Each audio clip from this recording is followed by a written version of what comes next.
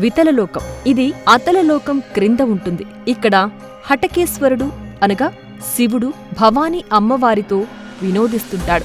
హాటకి నదీ జలాలతో తయారైన సువర్ణంతో అసుర స్త్రీలు అలంకరించుకుంటూ ఉంటారు.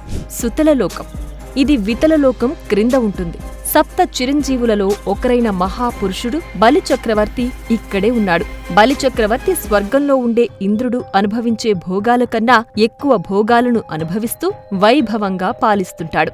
తలాతలలోకం ఇది సుతలలోకం క్రింద ఉంటుంది. ఇక్కడ యక్షులుంటారు. అలకానగర పరిపాలకుడు కుబేరుడు యక్షులకు రాజు. వీరు అన్ని లోకాలలో ఉన్న గుప్త నిధులను రక్షిస్తుంటారు.